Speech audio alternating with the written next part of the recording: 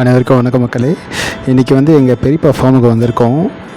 இது என்ன மரம்னு பார்த்தாலே தெரிஞ்சிருக்கோம். ஆமாங்க, இது அத்தி மரம் தான். உலகத்திலே தலை சிறந்த பழம்னு சொல்லுவாங்க. இது இயற்கையின் கொடை.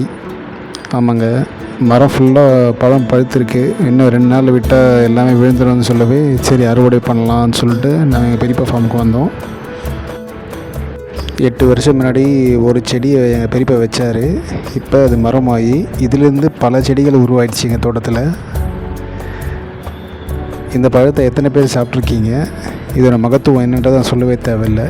இப்போ பாருங்கள், இந்த பழத்தை நான் புட்டுறேன். இதில் எத்தனை உயிர் ஆற்றல் இருக்குதுன்னு பாருங்கள். உயிராற்றல் மீன்ஸ் அதில் எத்தனை பூச்சிகள் இருக்குதுன்னு சொல்கிறேன்.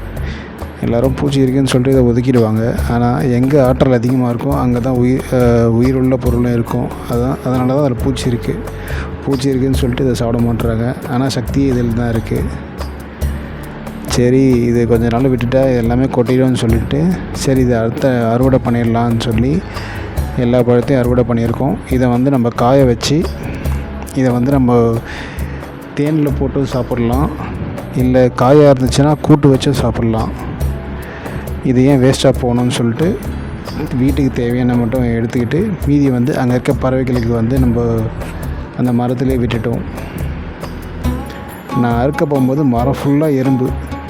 ஏன்னா இந்த வாசனைக்கும் இந்த சுவைக்கும் அந்த எறும்புகள் அவ்வளோ கூட்டமாக இருக்குங்க.